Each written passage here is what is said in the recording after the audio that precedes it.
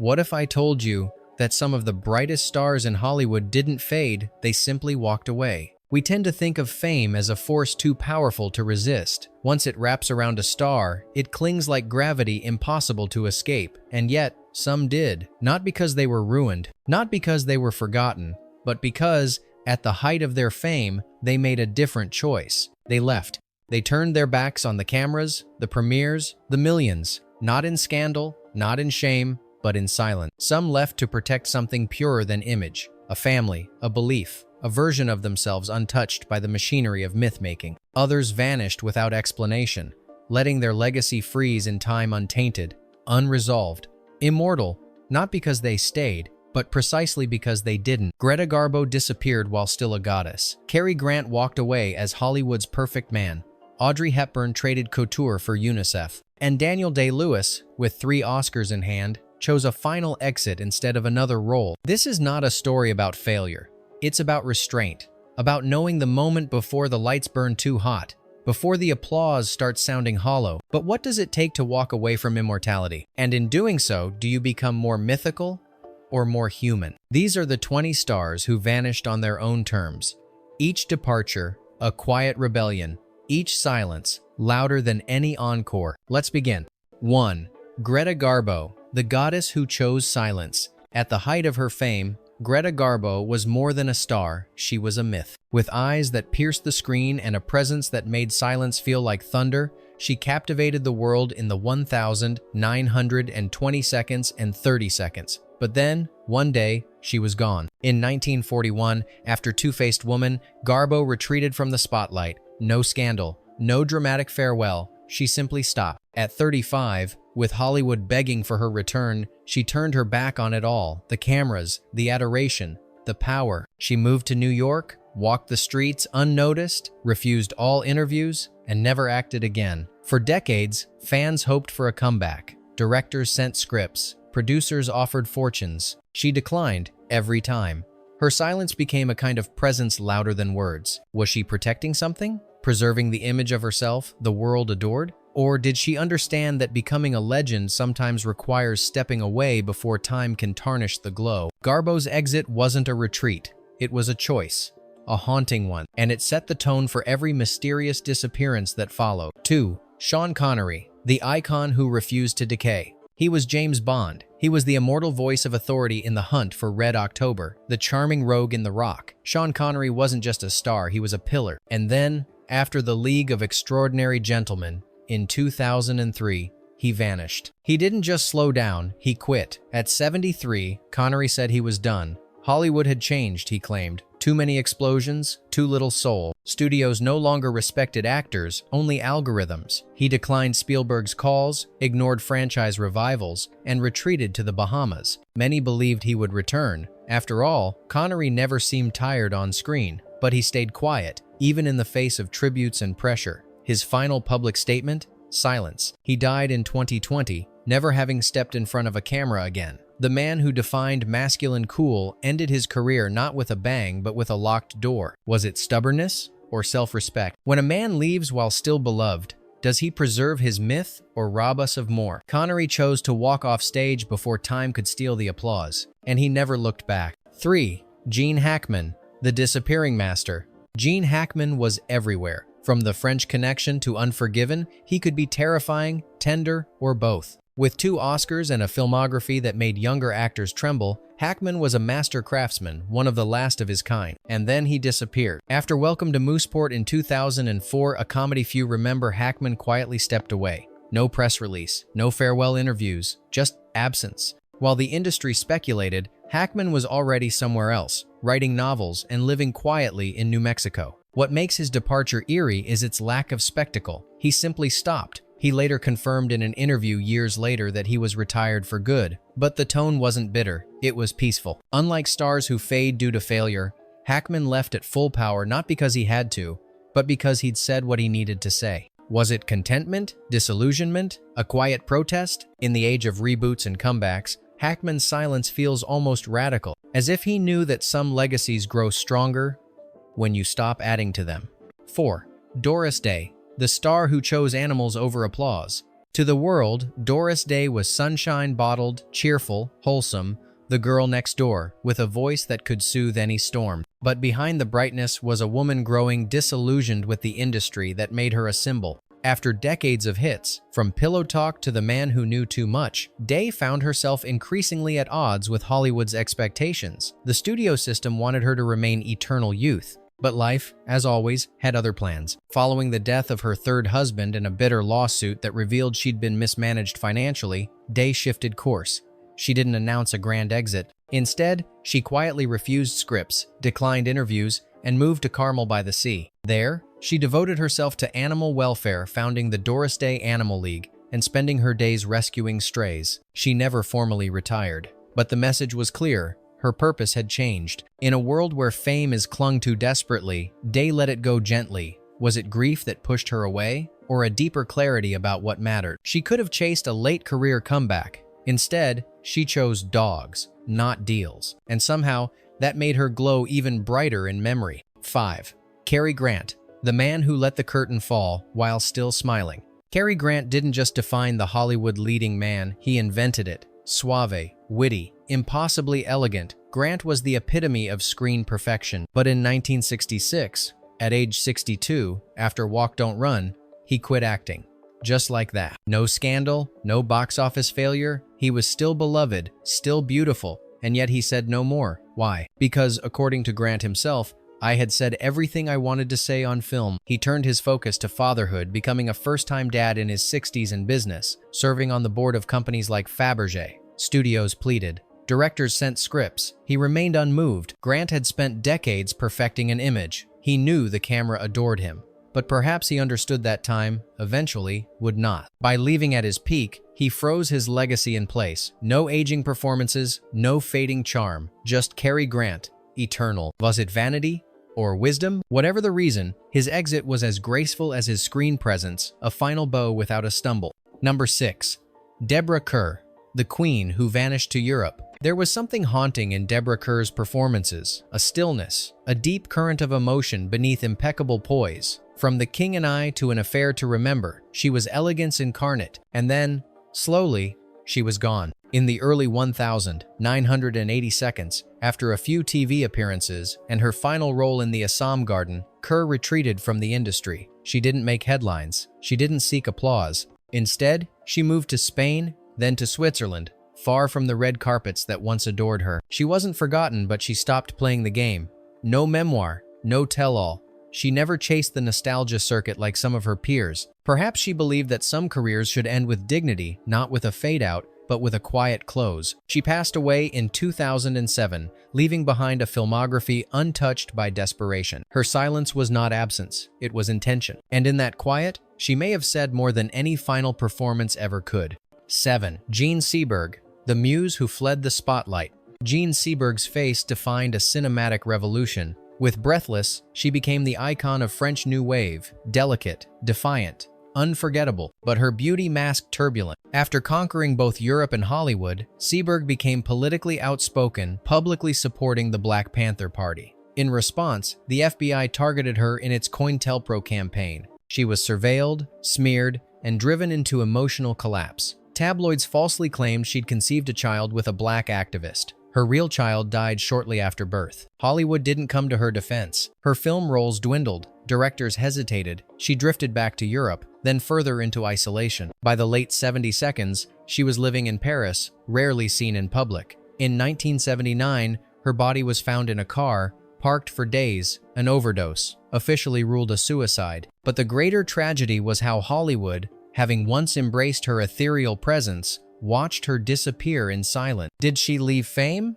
or did it leave her? And when the cost of visibility is surveillance and humiliation, is vanishing an act of survival? Number 8.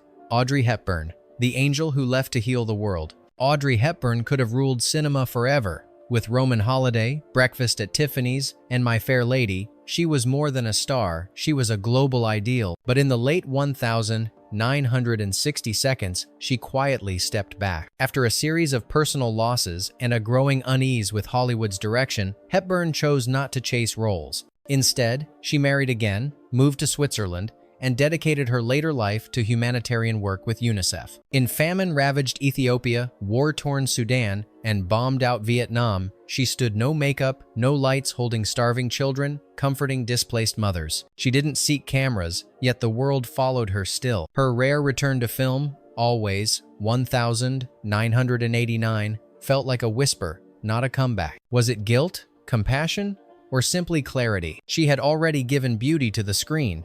Now she gave it to the world. And in doing so, Audrey Hepburn may have transcended even the immortality Hollywood once promised her. 9. Rick Moranis, the funny man who put family first. Rick Moranis wasn't supposed to vanish. With Ghostbusters, Spaceballs, and Honey, I Shrunk the Kids, he was everywhere, quirky, lovable, unforgettable. And then, without fanfare, he disappeared. In 1991, Moranis' wife died of cancer, leaving him to raise their 2 young children alone. Faced with the choice between career and fatherhood, he chose the latter. He didn't make a press tour out of it. He simply stopped accepting roles. No tabloids, no tell-all interview, just 2 kids and a dad who used to be famous. For years, offers came, scripts piled up. He turned them down. Hollywood assumed he'd be back. He never really was. A brief cameo in recent years reminded fans of what had been lost, but it wasn't regret, just a quiet wave. In a world obsessed with comebacks, Moranis' choice feels almost radical. What if the real legacy isn't how long you stay, but how gracefully you leave? 10. Bridget Fonda, the starlet who vanished by choice. Bridget Fonda had the pedigree, the talent, and the timing. Born into Hollywood royalty, she carved her own path with roles in Point of No Return, Single White Female, and Jackie Brown. In the 90 seconds, she seemed destined for superstardom, and then she was gone. Her last on-screen appearance was in 2002. After that, nothing. No press, no scandal, no farewell. She simply disappeared. Marrying composer Danny Elfman and becoming a stepmother, Fonda turned her back on the industry, not out of bitterness, but, it seems, peace. When paparazzi caught her in public years later, fans were stunned. She looked different. She looked too real. She had aged. Happily, she later confirmed, she has no interest in returning. Hollywood tried to label it a loss, but maybe it was a victory. In walking away, Fonda reclaimed something few actresses are allowed to keep: her life, uncurated. 11. Sondra Locke, the talent Hollywood erased. Sondra Locke's disappearance wasn't voluntary, but it was absolute. After earning an Oscar nomination for The Heart is a Lonely Hunter, she became Clint Eastwood's partner on and off screen. They made films together. She moved into his world, but when the relationship ended, so did her career. Locke sued Eastwood, alleging he used his influence to sabotage her directing deals and blacklist her. In court, evidence surfaced: fake production deals, industry stonewalling. She won, but the damage was done. She never acted in another major film again. Hollywood didn't banish her with headlines. It erased her quietly, efficiently. Locke didn't fight for a comeback. She wrote a memoir and then disappeared. Was it bitterness that kept her silent, or exhaustion? In the end, she became a ghost in an industry she once illuminated. And sometimes, vanishing isn't an escape, it's exile disguised as choice. 12. Shelley Long, the sitcom queen who walked away from Cheers. At the peak of TV fame, Shelley Long was America's witty dream girl. As Diane Chambers on Cheers, she earned Emmys, admiration, and cultural immortality. And then, after 5 seasons, she left. Not because she was fired, not because the show was failing, she just didn't want to stay. Long later admitted she felt the character had run its course. She feared being typecast. She wanted to pursue film, but the transition wasn't smooth. A few movie roles followed, but none recaptured the magic. Hollywood didn't forgive her for leaving Cheers. The narrative became one of decline, as if stepping off a hit show was a sin. But Long didn't apologize. She made her choice, lived with it, and slowly receded from public life. Today, her absence is remembered almost as vividly as her presence. When you leave the stage too soon, do you invite regret or preserve something the world can't distort? 13. Jake Lloyd, the boy who wasn't allowed to grow up. Jake Lloyd was 9 years old when he became Anakin Skywalker. The Phantom Menace was meant to catapult him into superstardom. Instead, it crushed him. Critics lambasted his performance. Fans, the very audience he hoped to please, turned cruel. Interviews, classrooms, even playgrounds became battleground. The ridicule wasn't just online, it was in his life every day. By 2001, Lloyd quit acting entirely. He burned his Star Wars memorabilia. He refused interviews. Later, he was diagnosed with schizophrenia. His story became a cautionary tale, but one few seemed to learn from. Hollywood never apologized. He didn't fall from grace. He was pushed. Jake Lloyd didn't vanish in silence. He was erased by a noise he never asked for. And in his absence, we're left to wonder, what happens when the dream becomes the trauma? Number 14. Meg Tilly, the almost Oscar winner who chose the garden. Meg Tilly was poised for greatness. After a standout role in Agnes of God, she was nominated for an Academy Award and hailed as one of the most promising actresses of the 80 seconds. But shortly after, she disappeared from the mainstream. She moved to British Columbia, raised a family, and began writing novels. In rare interviews, she described Hollywood as exhausting, performative, false. She didn't hate it, she just didn't need it. Offers still came.